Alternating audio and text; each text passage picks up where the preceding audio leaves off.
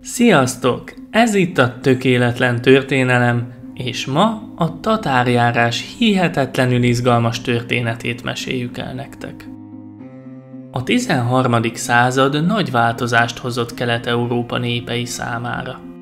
Az addig önálló államoknak vagy kisebb nomád életmódot folytató törzseknek szembe kellett néznie a mongol birodalommal. A birodalom kialakulása Temüdzsin nevéhez fűződik, aki legyőzve vetélytársát egyesítette a mongol törzseket és felvette a Dzsingisz, vagyis világhódító nevet. A mongol társadalomra a 12. században még a nomád életforma volt jellemző, halászattal és vadászattal kiegészítve. A nemzetségek törzsekbe tömörültek, amelynek az élén a legtekintélyesebb nemzetségfő, vagyis a kán állt. Dzsingisz, hogy megszüntesse a belső széthúzó erőket, ezeket a kereteket felszámolta, és megszervezte a tizedekből, századokból, ezredekből és tízezredekből álló katonai államot.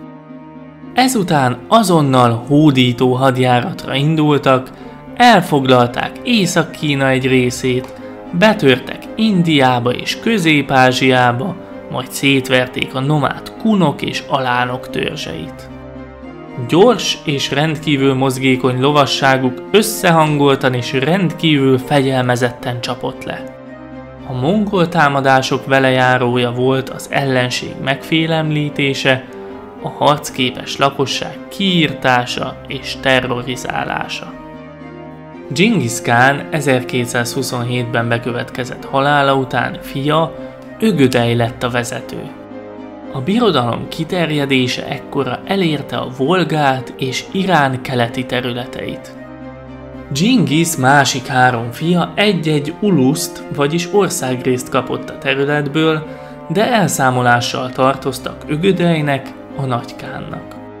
A kelet-európai területeket hamarosan Dzsingisz unokája, Batu kapta meg, aki azonnal hozzá is látott, hogy növelje azokat.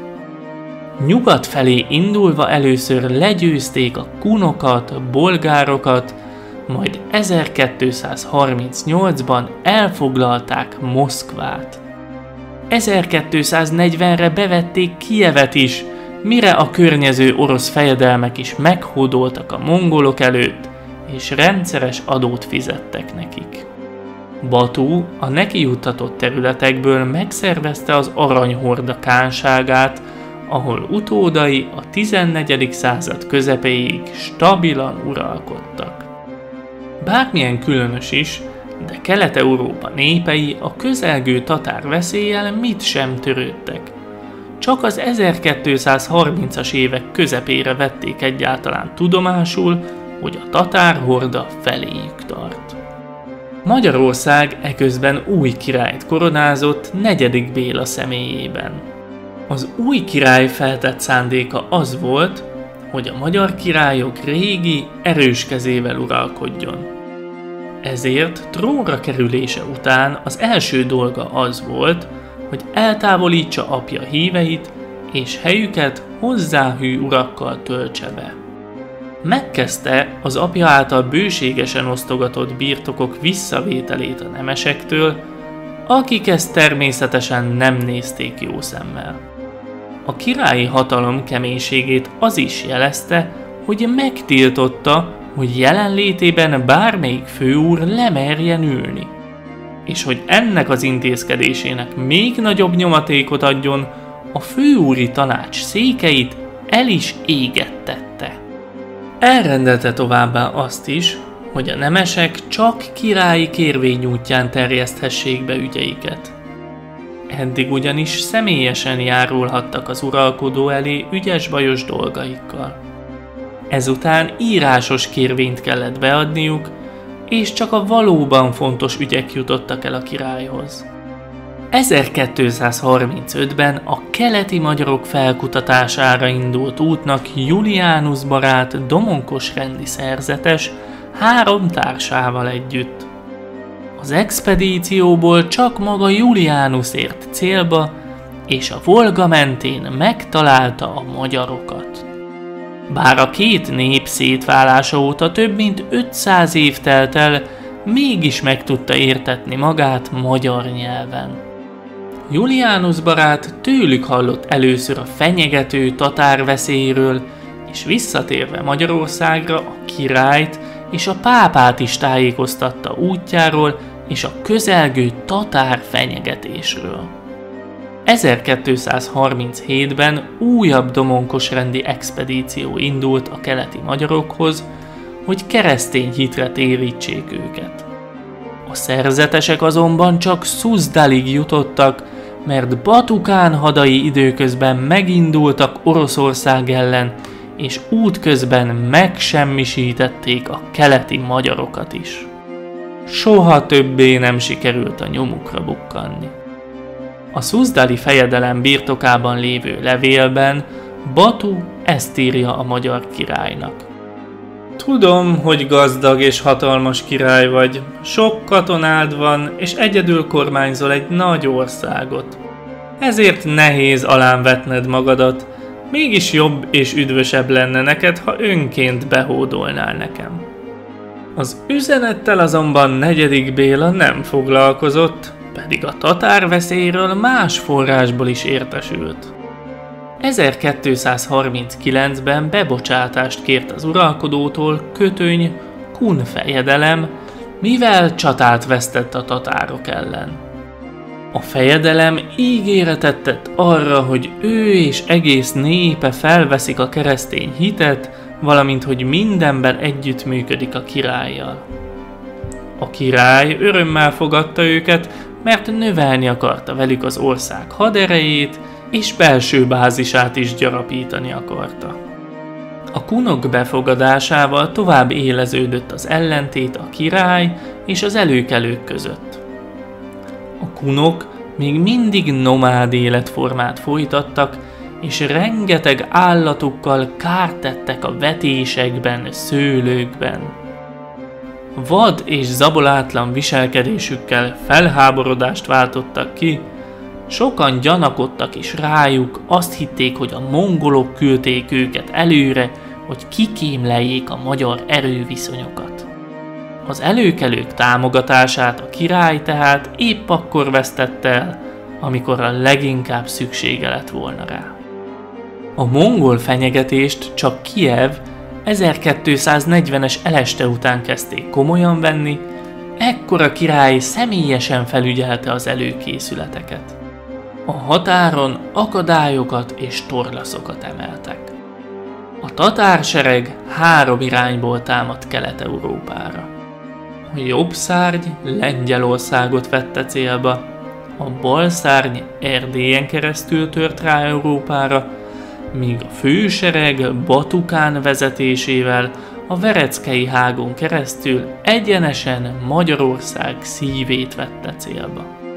Március 12-én gond nélkül győzték le Tomaj Dénes nádor seregét a Vereckei hágónál, aki majdnem az összes emberét elvesztette.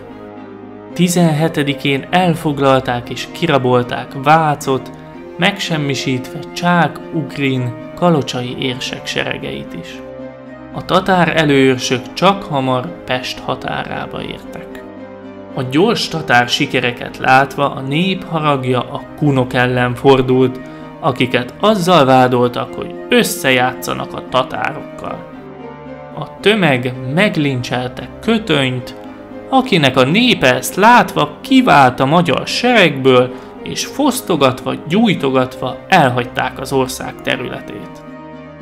Negyedik Béla hiába fordult az európai hatalmakhoz segítségért, sem a pápa, sem a német-római császár nem segített, mivel éppen az egymással folytatott csatározás kötötte le minden erejüket.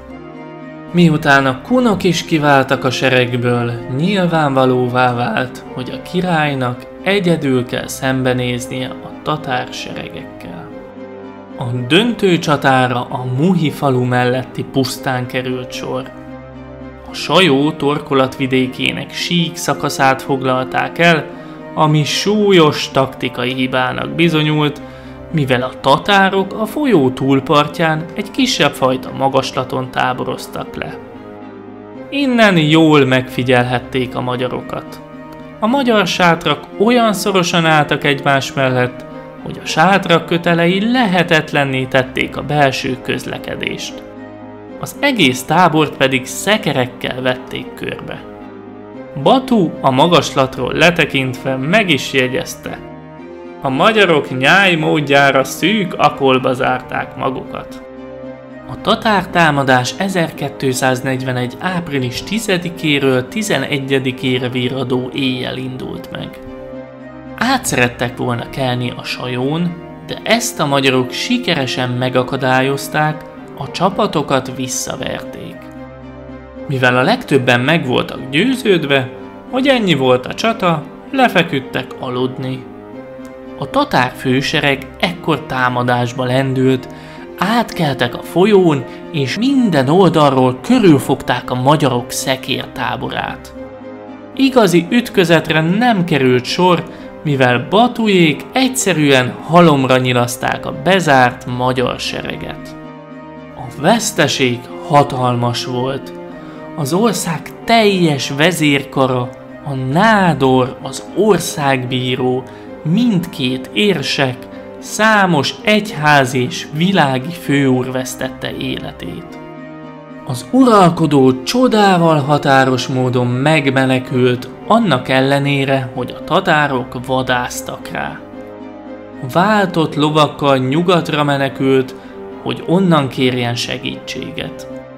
Előbb Frigyes osztrák hercegtől kért segítséget, aki kihasználva szorult helyzetét elfoglalt 3 nyugati vármegyét. Innen a király Zágrábba ment, majd a horvátországi Trogir várába menekült, ahol segélykérő levelekkel árasztotta el Európát, sikertelenül. A csatát követően a tatársereg Pestre támadt, és kiegészülve a bal és a jobb szárnnyal fennhatóságuk alá vonták az ország nagy részét. Előre nyomulásukat csak a Duna állította meg, de csak 1242. januárjáig, amikor is a befagyott folyón át tudtak kelni. Felégették Budát, elfoglalták Pécset és Szegedet, azonban a magaslatokra épült várakat, mint Esztergom vagy Pannonhalma, nem tudták bevenni. Magát a királyt is ostromolták Trogir várában, azonban 1242 tavaszán váratlanul abbahagyták az ostromot, és elvonultak az országból. Ez többféleképpen is magyarázható. A mongoloknak szokása volt, hogy nem foglalják el azonnal a kiszemelt területet, hanem csak előkészítettek egy későbbi hódítást. Valószínű lehet az is, hogy Batu Ögödei Nagykán halálhíréről értesülve jelen akart lenni utódja megválasztásánál, mivel ő is a megüresedett trónra pályázott. A tatárpusztításról részletesen beszámol Rogérius mester Siralmas ének című munkája. Innen tudjuk, hogy a tatárok az útjukba kerülő településeket kifosztották, felgyújtották, és lakosaikat kegyetlenül lemészárolták. A temetetlen halottak hamarosan járványokat kezdtek terjeszteni, és éhínség ütötte fel a fejét. Az emberveszteséget 15-től 50% közé tehetjük, az alföldi területeket a tatárok végig pusztították, a Dunántúli területekre a pusztítás kevésbé terjedt ki. Ennek ellenére az ország hamar magához tért. Ez nagyrészt annak köszönhető, hogy 4. Béla felülvizsgálta a tatárjárás előtti politikáját. Felismerte, hogy változtatni kell a nemesekkel szembeni ellenséges és elutasító bánásmódján. Bőkezű birtokadományozásokba kezdett, amit megfelelő számú és megfelelő fegyverzetű katona kiállításához kötött. Az adományozásokkal sikerült kialakítani egy királyhoz hű főúri réteget. A bárók így nagyon megerősödtek, és a Szent István által létrehozott királyi vármegyék kezdtek átalakulni nemesi vármegyékké. Vezetésükben a király által kinevezett ispán mellett a nemesség választott vezetői is helyet kaptak. Ők voltak a szolgabírók. Létrejött tehát az egységes nemesség, és ezzel párhuzamosan az egységes jobbágyi réteg is. A támadás másik fontos tanulsága az volt, hogy a hajdani földvárak már elavultak. Az országban állt néhány kőből épített erődítmény, ezt a tatárok nem tudták bevenni. A király tehát tudatos várépítési folyamatba kezdett, és a nemeseket, valamint az egyházat is erre ösztönözte. A tatárjárás előtt alig 10 kőből épített vár állt az országban, a király halálakor pedig több mint 100. Ekkor épült fel Visegrád és Buda vára. A király ezen kívül megerősítette a vereckei ágót is. Az erődítmények másik típusát a fallal kerített városok képviselték, amikből a tatárjárás előtt alig 2-3 volt Magyarországon.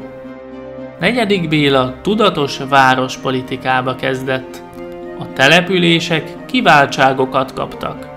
Például vásártartás joga, saját önkormányzat és évi egyösszegű adófizetés.